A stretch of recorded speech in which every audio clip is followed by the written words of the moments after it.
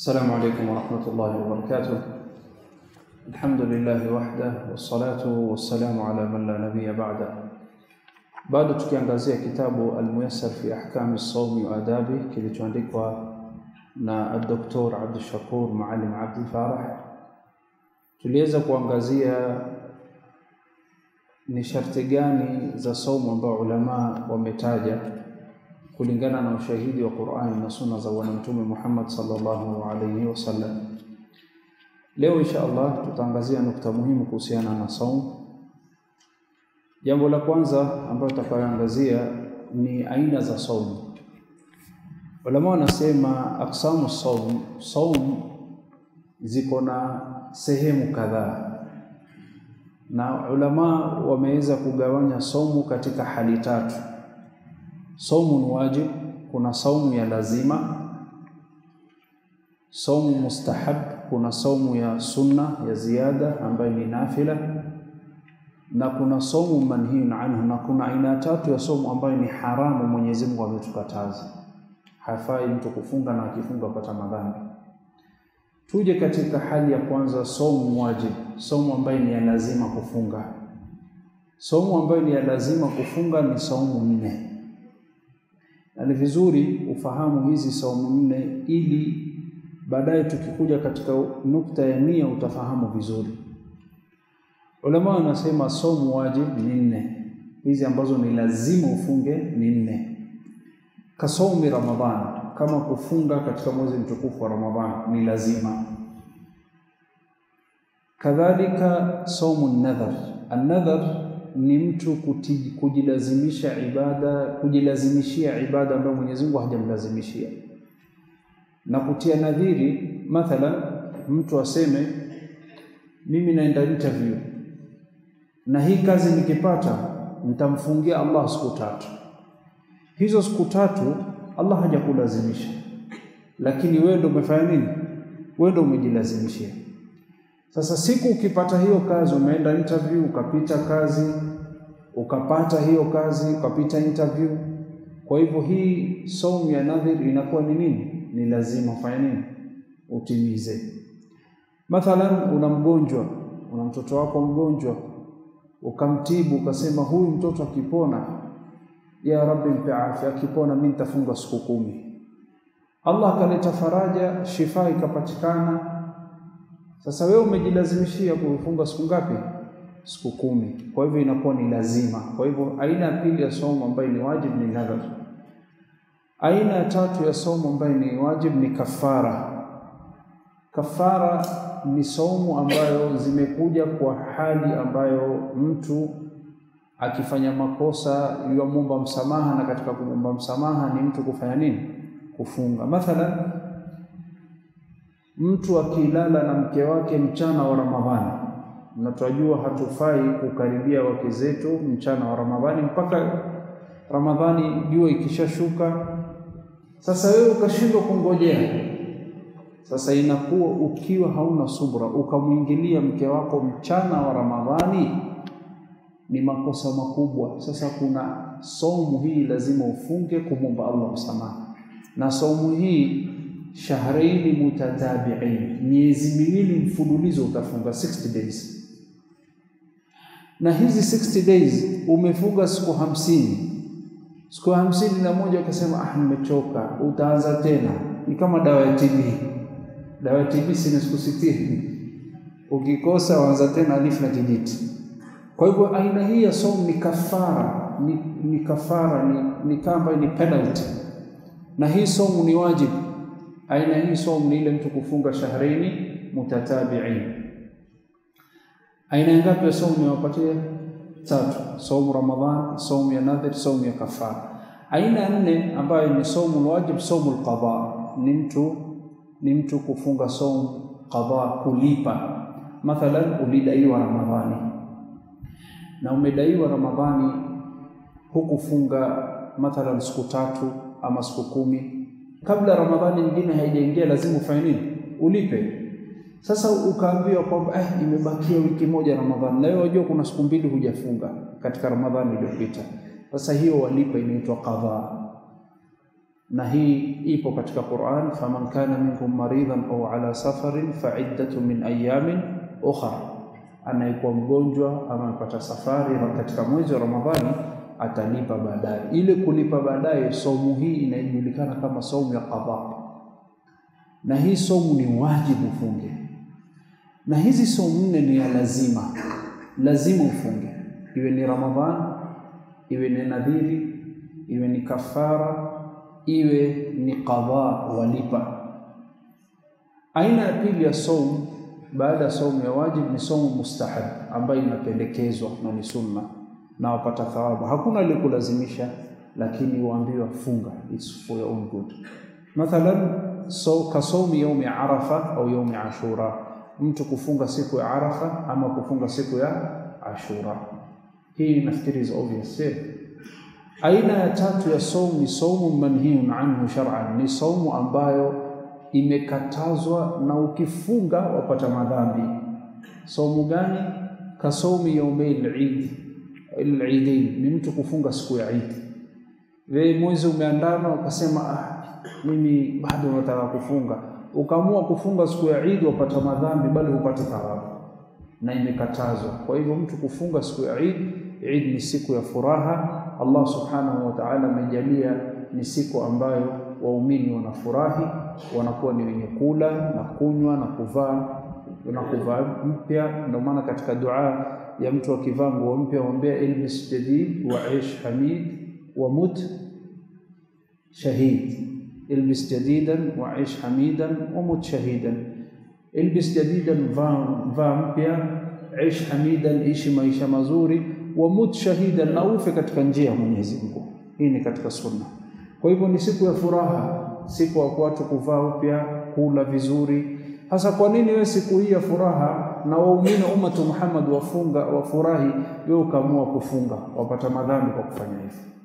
Kwa hivyo hii ni saumu manhiyun anhu. Kwa hivyo leo tumejua saumu imegawanyika katika hali ngapi? Tatu. Kuna saumu ya wajib na ni aina nne, kama kufunga Ramadhani na pia nadhiri na kafara na qadha. Saumu ya pili, aina ya pili, ni mustahabi, inayopendekezwa kama kufunga yaumu Arafa na yaumi Ashura. Aina ya tatu ya saumu ukifunga upata madhambi ni kama mtu kufunga siku mbili za Eid, Eid al-Adha na Eid al-Fitr. Nukta nyingine muhimu ambayo lazima tufahamu, tutajuaje tutakana tufunge Ramadhani? Tutajuaje kwamba sasa tuanze kufunga? Yathbutu dukhuli Ramadhan biruyati adlin au bitamami Shaaban 30 yawman. Mwajua inapofika katika kalenda ya Kiislamu mwezi unaisha ima siku 29 ama 30. Ndio maana siku 29 huwa tunatafuta mwezi. Ikiwa 29 mwezi umeonekana, kumaanisha kesho itakuwa ni tarehe 1, kwa hivyo mwezi huu umeisha ni 29. Lakini siku hiyo 29 tukitafuta mwezi na ikosekane, tunamaliza 30. Sijui kama imefahamika. So ikifika 29 na kesho hatujui kama itakuwa ni tarehe 30 mwezi utatimia, ama hatujui kama itakuwa ni tarehe mosi mwezi umeandama, saa hiyo tutakuwa ni wenye kutafuta mwezi. Sasa watu wawili wakionekana, watu wawili ambao ni mustaqimin, watu ambao wanajulikana kwa dini, wanajulikana kwa imani, wanajulikana kwa akili yao kwamba ni timamu, watu wawili wakishuhudia kwamba wameuona mwezi, basi Ramadhani itafunga anywhere in the world. Sawa? Kwa hivyo kuna nukta muhimu hapa ambapo lazima nigusie. Je, ni lazima uone hapa kwenu? Ama ikionekana kokote waweza kufunga? Rai mbili. Yule anayesema mimi nitafunga hapa kwetu na mwezi ukionekana hapa kwetu nitafunga, basi huyo yuko sawa. Na yule atakayesema ikionekana kokote nitafunga, pia yuko nini? Yuko sawa. Kwa sababu ulama wote kuna hiyo kauli. Ila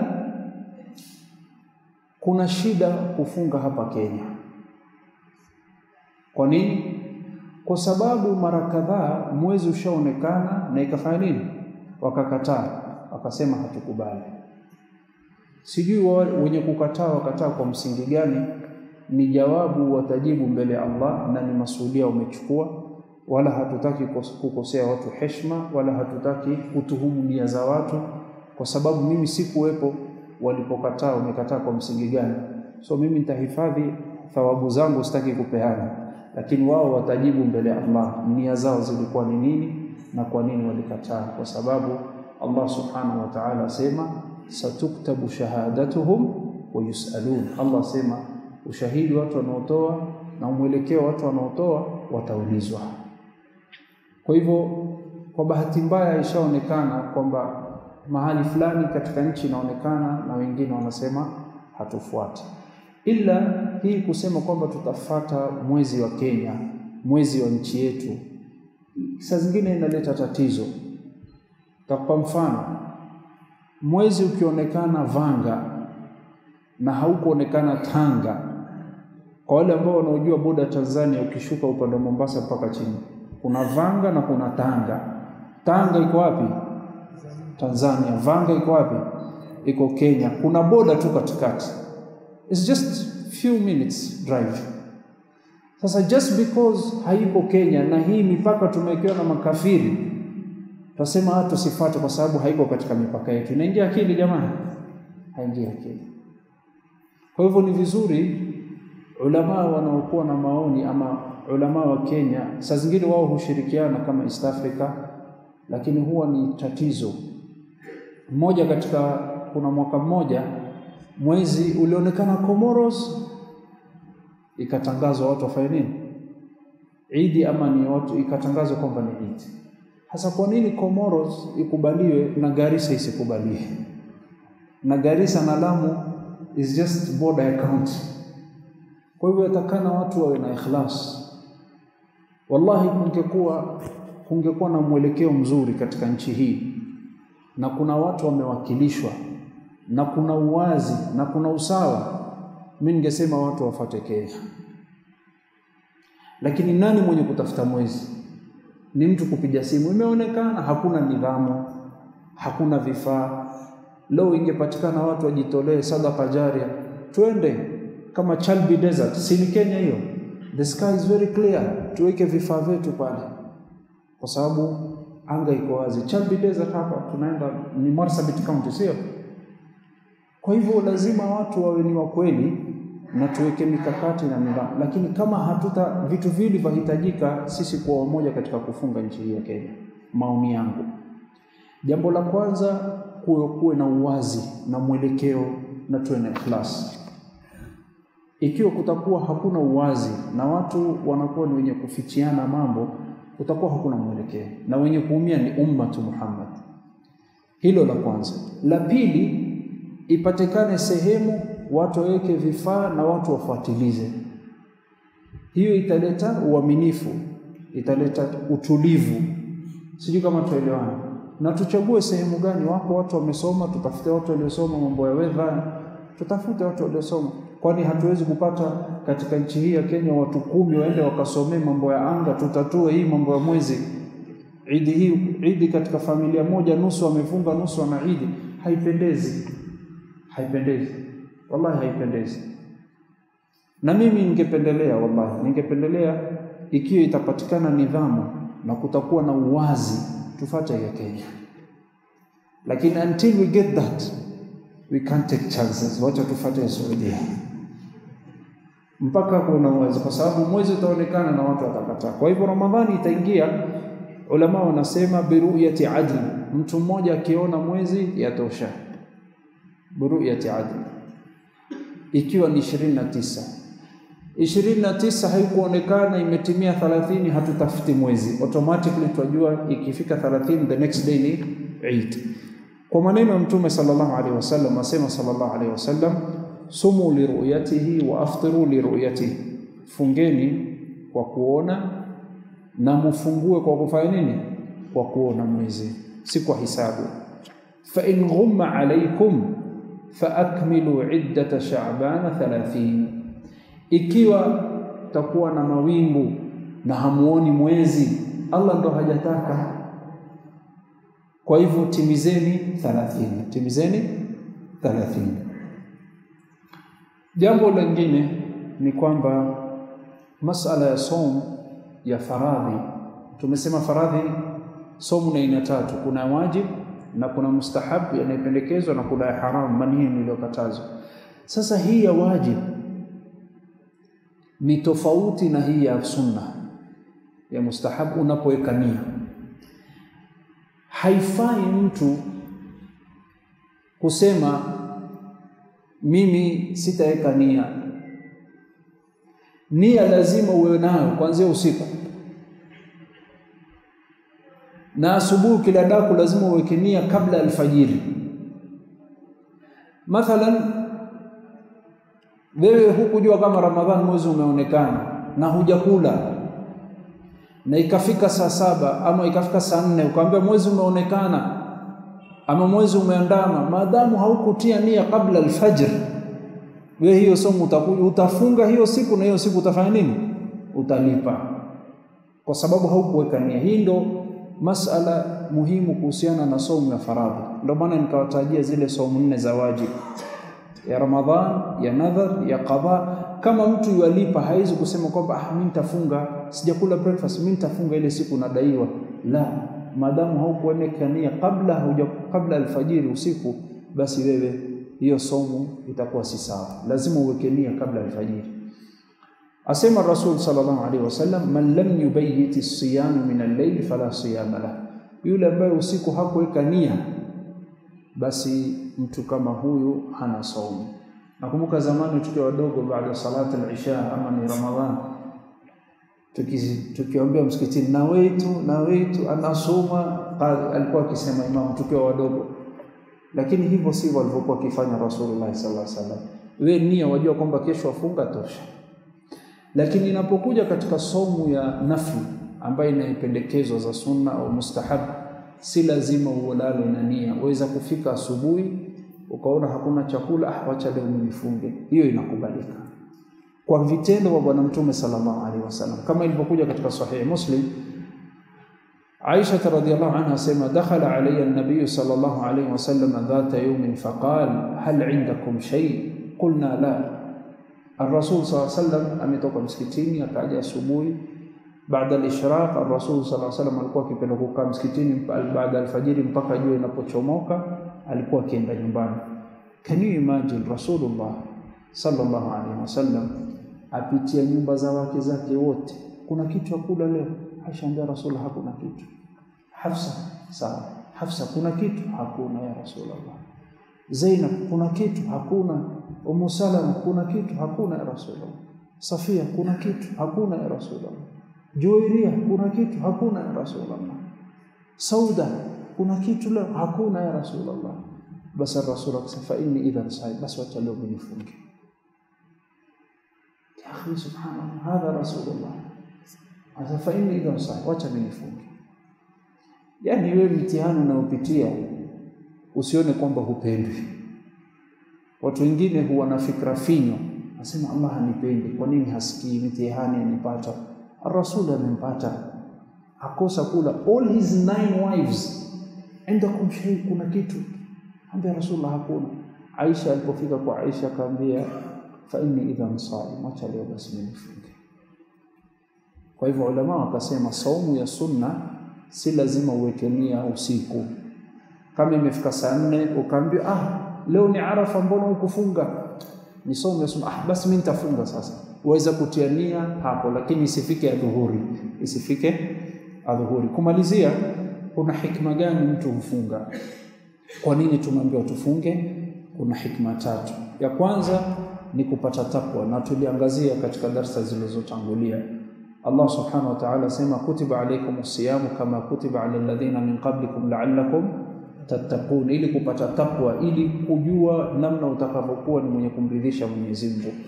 Faida ya pili ya saum ni an ya'rifa al-ghaniyu ni'amillahi alayhi min al-mata'im wal masharib. Yule mtu ambaye Allah amemfungulia ajue neema ambayo Allah amempatia.